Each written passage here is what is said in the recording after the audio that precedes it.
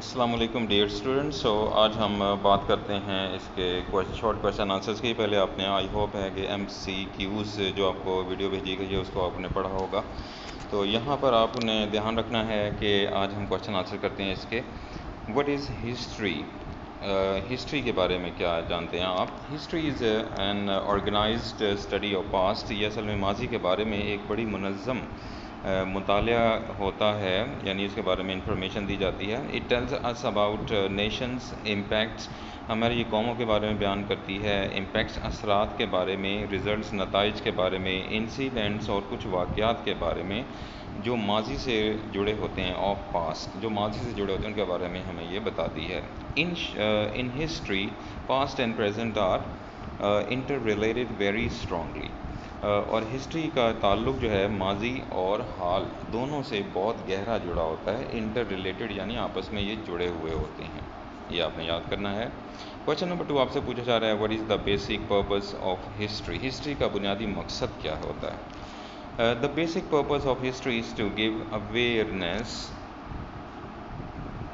regarding old traditions, customs, living standards, skills, professions and art of building. تو یہاں پر بنیادی مقصد ہسٹری کا یہی ہوتا ہے کہ تاکہ آپ کو جو پرانی روایات ہیں، کچھ رسومات ہیں اور کچھ زندگی کے جو وہ معیار ہیں، لیونگ سٹینڈرڈز، اور سکلز یعنی مہارتیں ہیں، پروفیشنز کچھ پیشے ہیں جسے جابس کہتے ہیں، اینڈ آرٹ آف بلڈنگ اور فن تعمیر کے بارے میں معلومات آپ کو دی جاتی ہے، جو ماضی میں لوگ کس طرح یہ سارے کام کرتے رہے ہیں اور آج کے دور میں اس کا کیا فرق آ جاتا ہے. کویشچن نمبر 3 میں آپ سے پوچھا جا رہا ہے ہاؤ مینی ایجز اور eras did the Indus Valley have? Indus Valley کا نام اکثر آپ نے سنتے ہیں آپ لیکچر میں. تو انڈس ویلی کے بارے میں پوچھا جا رہا ہے کہ how many ages did Indus Valley have?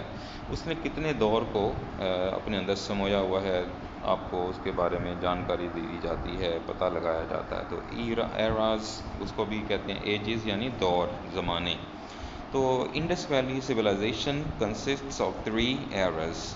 تو وہ 3 یعنی زمانوں پر یعنی ادوار پر مشتمل ہے. دور کی جمع ادوار. تو انیشل ایرا جو کہ ہوتا ہے 2500 سے 3800 بی سی تک یعنی قبل مسیح تک. بی سی میں نے قبل مسیح. اور مڈل ایرا یعنی یہ ہوتا ہے 1700 سے 2500 تک بی سی. اور لاسٹ ایرا جو ہوا تھا وہ ہوا تھا 1300 سے 1700 تک. تو یہ آپ نے 3 اس کے ایراس یاد رکھنے ہیں، یعنی ایجز یعنی زمانے یاد رکھنے ہیں، ڈیوریشن یاد کرنا ہے. یہی اس کا آنسر ہے، آپ نے یہی لکھنا ہوگا شارٹ کویشچن میں.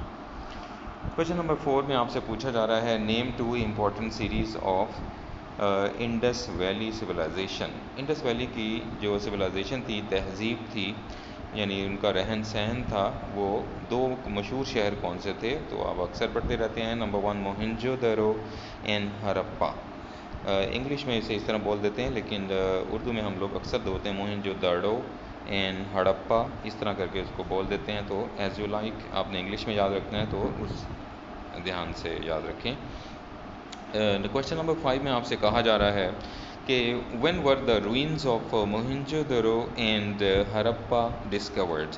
یہ دونوں جو کھنڈرات تھے، روئنز میں نے کھنڈرات کہتے ہیں جو ماضی میں جو بلڈنگیں تھیں یا جگہیں تھیں ان کی بچی کچی جو بھی صورت حال ہوتی ہے، ٹوٹی پھوٹی جو سامنے رہ جاتی ہے باقی، اسے کہتے ہیں روئنز انگلش میں. اردو میں کہتے ہیں کھنڈرات.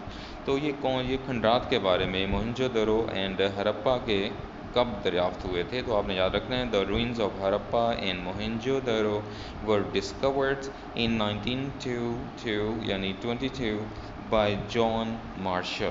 جان مارشل نے 1922 میں ان کو دریافت کیا تھا، ڈسکور کیا تھا.